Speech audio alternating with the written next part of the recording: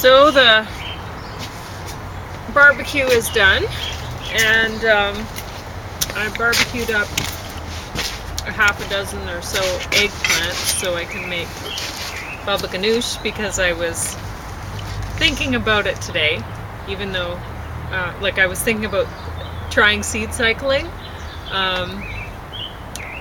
but I wanted baba ganoush, even though it's not the appropriate time of the month. I should be waiting until the second half of the month,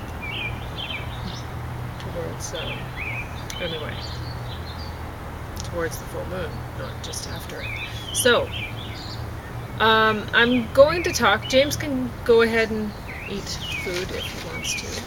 I'm going to look like Ronald McDonald with big red lipstick. It doesn't matter.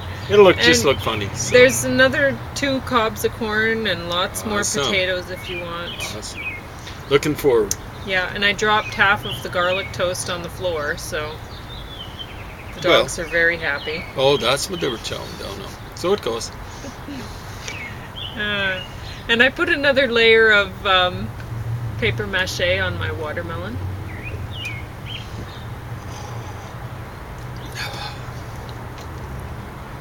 Anyway, so we're going to talk about 2 DVDs that we watched. Tickled, It's Not What You Think.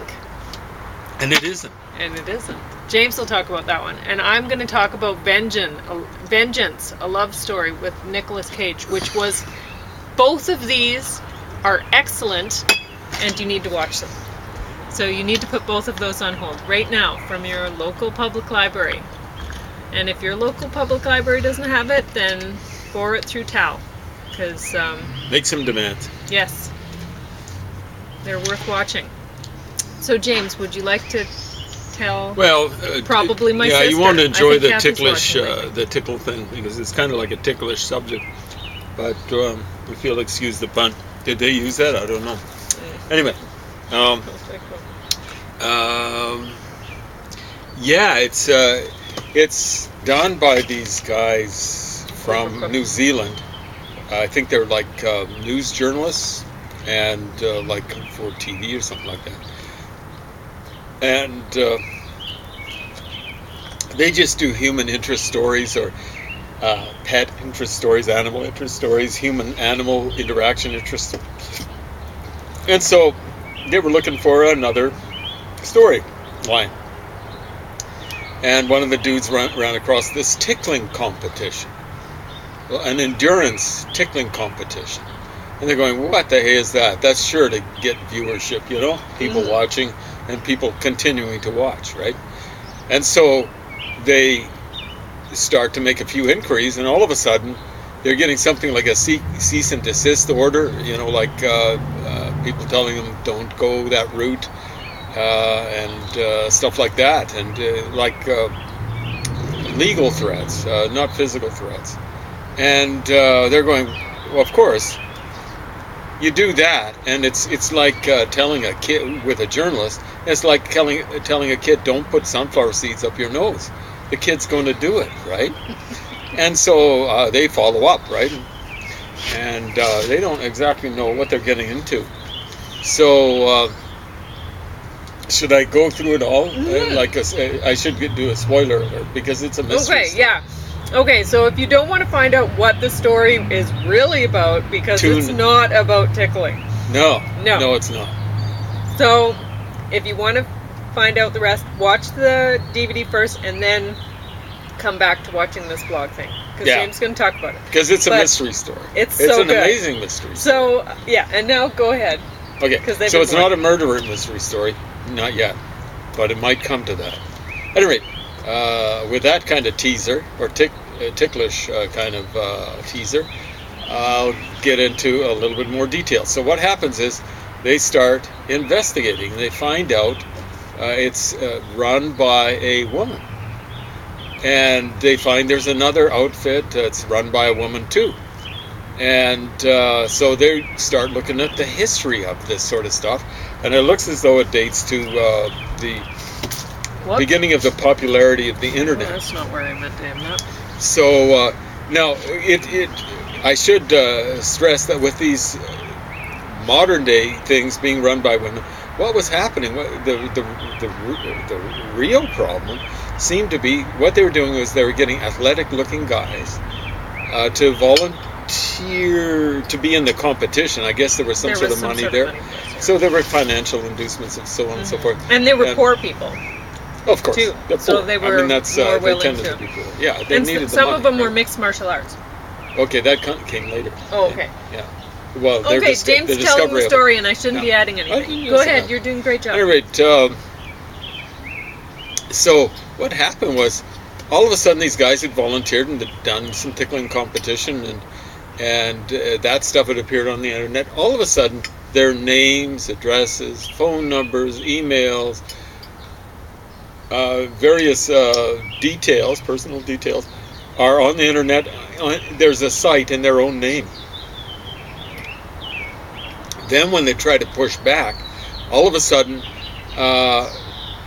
their employers, their heads of their educational institutions, universities, not so much high schools, I don't think they would have been going after high school students. That would have been really dangerous.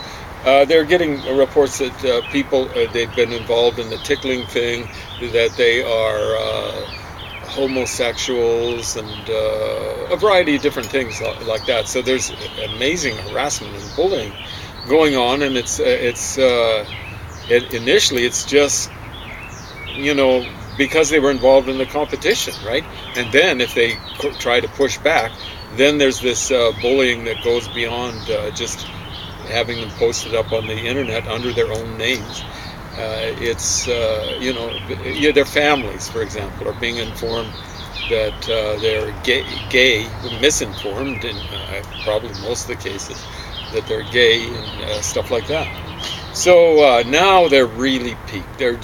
So they go back to find a history of it. So they're doing the job, And they found out that there was a history that went back to Tickle Me Terry, Terri, and her name was called Terry Tickle. That's not a real name, right? And this goes back to about maybe 95, 25 years ago or something like that.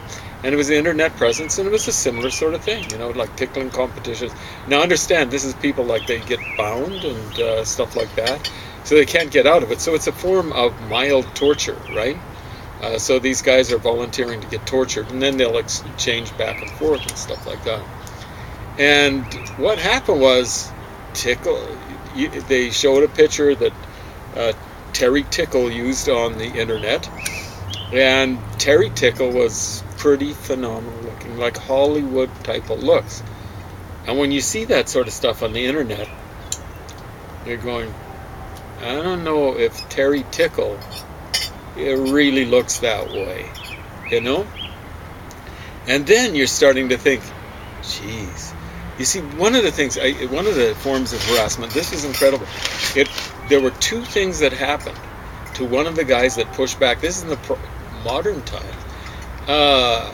This was incredible because, this goes back to the Terry Tickle thing.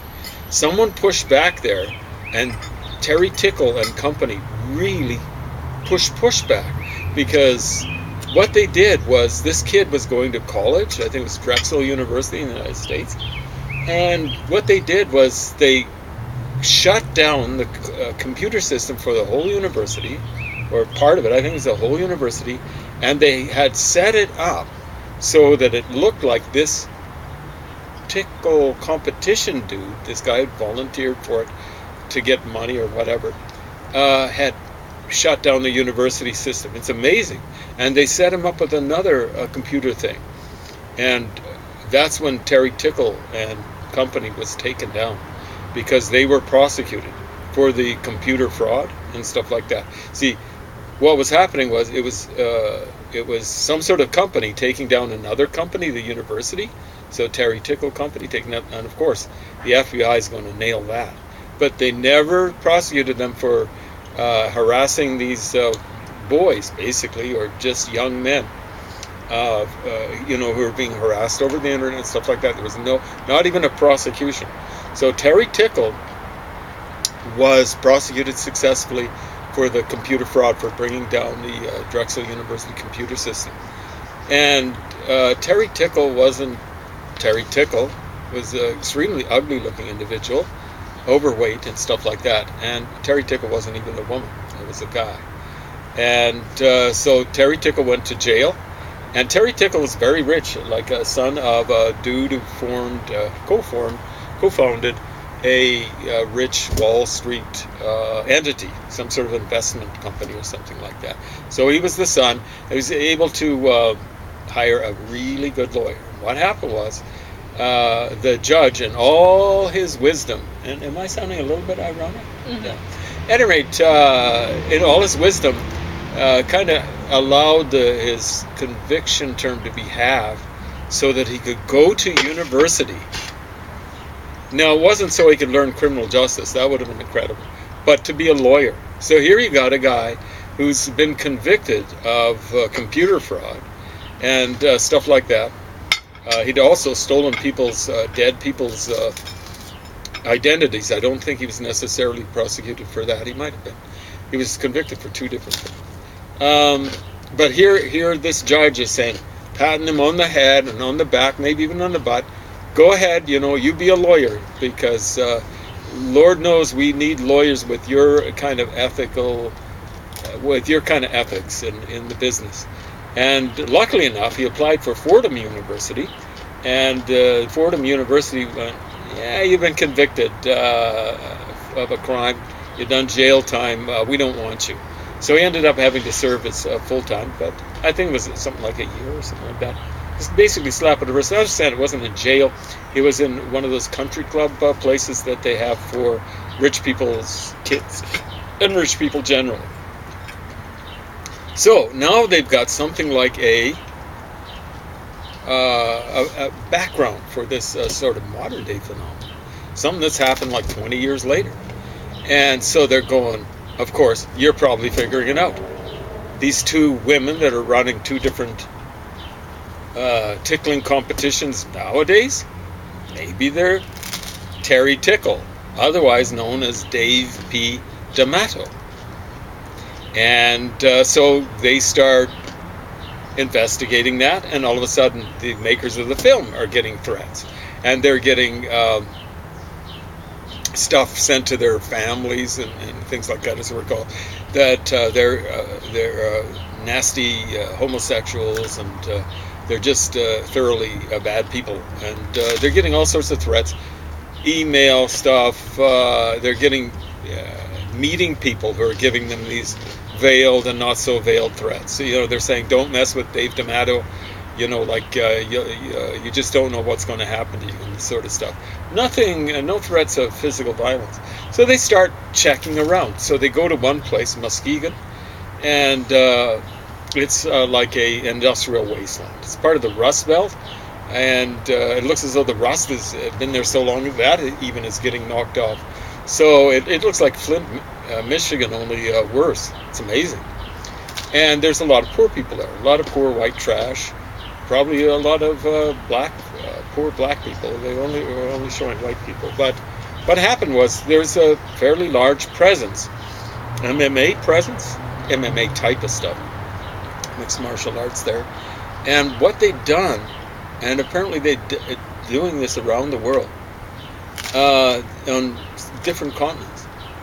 What they'd done there was they'd gotten MMA type of guys, to get involved in these tickling competitions. It's kind of like wrestling. They're actually, what they seem to do is rent a motel room, and then they'd get the two guys on the bed. They'd be young pups, 18, 19, 20 years old. You'd think they would have been careful to make sure that they were over 18. And what they're doing is they're doing a wrestling competition. They look very, very, very young. Mm-hmm. But they were tickling each other, like in a competitive kind of manner. And so, wow, that's kind of interesting. So finally they tracked down this Dave D'Amato. He was living in a penthouse suite or something like that, a very ritzy section of town in just outside of New York City on Long Island. It's called Garden City. And how ritzy is it? Well, like one of his neighbors would be Taylor Swift. I think she's pretty well off, wouldn't you say? yeah, like a multimillionaire. And like if she's worth less than 50 million, I'd kind of be surprised. So she's not a billionaire, not even close. But 50 million probably is pretty close. You look at a lot like Neil Young's worth maybe 65 million, but he hasn't had a career ever like Taylor Swift has had for the last 10 years or so. So there you go. That's the kind of neighborhood this bozo who did Terry Tickle is living in. He did this jail time and stuff like that. They finally found out that he was the main, if not sole, inheritor of his dad's fortune when his dad died. So his dad was a Wall Street magnate, and he also inherited from his mom. It looked as though it was one of these dynastic marriages, like where a rich man marries a rich woman. Like actually that's maybe how he started his company. Married a rich woman and used her money to really start the company. It's been known to happen. So here's this rich guy. They finally confront him, and he's making all sorts of threats and stuff like that. Now, how did they actually nail him? I've kind of forgotten. Do you remember that, where they got him to cease and desist? Anyway, finally they scared him enough. So they were saying at the end, they knew his, like, it was just that they let his identity out. Yeah, exactly right. And I guess they figured, yeah. He figured, yeah, they right at the end they phoned up one of his remaining relatives, at least someone who's willing to admit a relationship. And this woman was saying, I don't know if I think she was an aunt. She was saying that he'd led a kind of a solitary existence. His mother in particular sheltered him from the kids when he was a kid. He would have gone to almost certainly a private school, like a rich private school. Kids there in private schools are awful. They're probably way worse than average big city, big public school. So, they'd always teased him. He loved doing these things for his own benefit, right? So he was gay, that's okay, but when you're having tickling torture, and you get off on that, that's a bit of a problem. And it wouldn't matter if it were a man, a woman, or dogs, or whatever, right? And the thing is, he'd been locked in a locker, and the thing is, that's what his parents knew about. He might well have been hiding all sorts of stuff that had been happening to him in school. Anyway, you can see why he hates these jock types, right? He gets turned on by them, but he likes to see them tortured, right? Because he'd been tortured by, not them, by certain representatives of the breed. These people that are getting punished now don't deserve that. Some of them might not be very nice people. They might be gay harassers, might have been in high school and stuff like that, but they don't deserve this sort of stuff. The sins of the fathers are kind of like being visited on the children, as it were. And you don't even know if these guys have any kind of relationship, or like they probably don't. He would have went to a private school with wealthy kids. That's a very good point. Are poor. Oh, these guys are poor. I mean, it's shameful. Ultimately, it comes down to a class thing. The reason why he wasn't prosecuted, much less convicted, for harassing these guys way back in the 90s, different guys, but same type of guys, is because they were lower class and he was upper class, right? So it's at the end they just showed, how they have a kind of like a sequel in print of what happened. So they ceased and desisted. They left these guys alone, as they knew they didn't want to stir up this hornet's nest anymore. And but they're still operating these tickle competitions. Now, these guys are very different from me, because I got to admit, if I were confronting that guy on the street like these guys did, I would have brought one or two MMA guys along, and I would have said, Here's the guy that put your website up. Yeah, exactly right. He's the one it's not a woman getting jolly. See, that was key about recruiting this sort of thing, because a guy doing it, these guys getting tickled and going, this is creepy. Who's looking at me getting tickled, right? So it was always a woman at the head of the company, but it's just a fake name. It's a cover name for this David V. D'Amato. So yeah, here's the guy who's getting his jollies, watching you guys tickle each other in a tickled torture kind of competition. What do you guys think of that? Now, what I would have told the guys is, understand, do not visit physical punishment on this guy.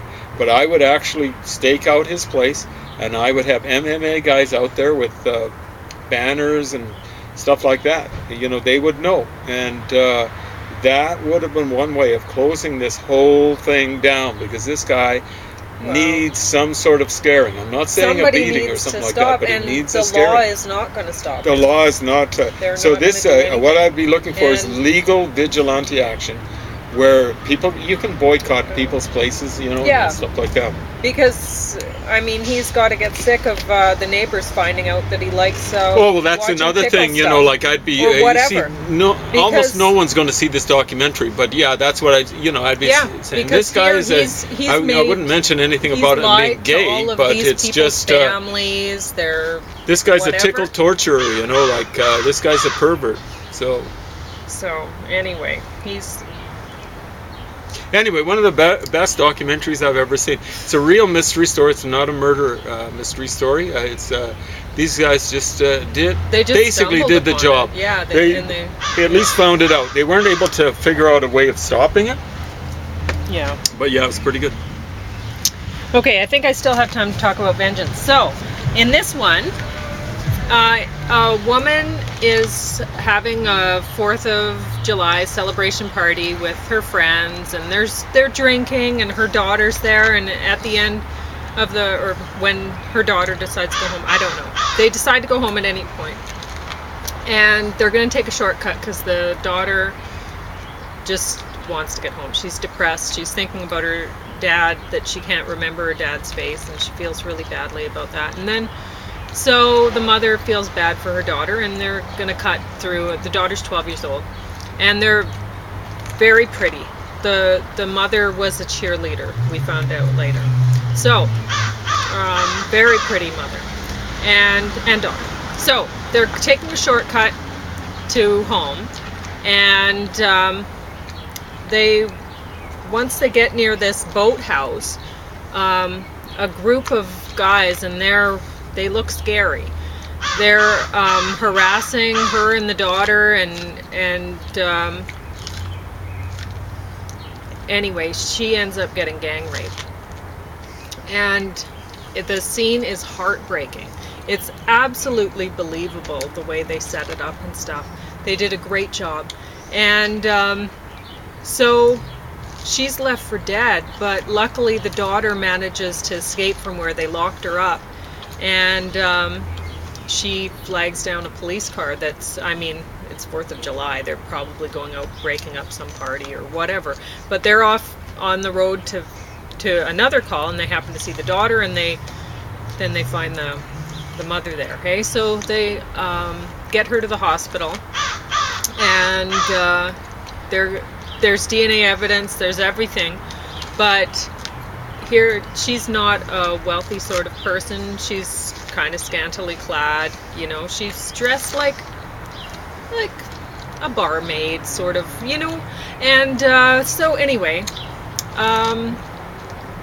she ends up, they bring her to court, and one of the parents of two of the boys, or young men, not boys, involved in this, because they're about the same age presumably as the mother, and she has a 12-year-old daughter, so not boys. So anyway, two of the guys are brothers, and their parents hire a fancy lawyer, and this lawyer really is abusive to the woman in court. And you hear about these things, like a lot of women just don't even bother to press charges because they don't want to go through anymore. You know, they've already been attacked. They don't want any more. So she's going through this, and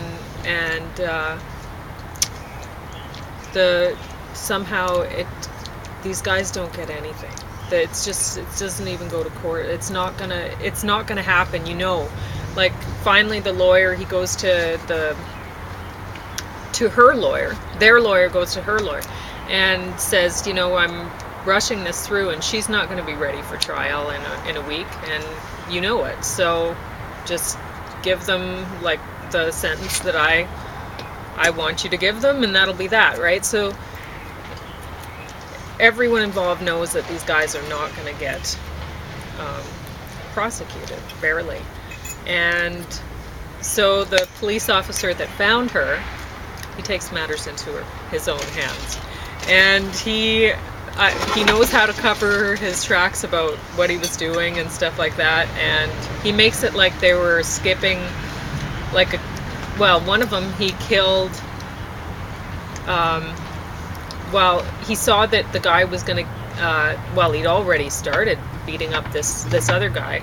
So then when he comes towards the police officer, when he turns and comes around, then he shoots him, right? So it was coming towards me. So that one, taken care of. That's the way it is in real life. And then he goes to there's another two guys, he kills them, pushes them off Niagara Falls or whatever. And then the last guy, he sets him up as though he killed maybe as though he killed it would have been that. So anyway, at first the people were thinking those two guys skipped to Canada so that they wouldn't get prosecuted. But anyway, and then the last guy set up. So that's what happened. So it was very entertaining and very well done, incredibly well done. And if you don't already hate Don Johnson, well, you might. I thought I was Don Johnson. He's the guy's lawyer. But I did not expect that to be worth watching, because I loved Nicolas Cage at the beginning of his career. And Raising Arizona. Yeah. And maybe nothing else, right? Exactly. So anyway, but this movie, wow, definitely worth watching. Set it in.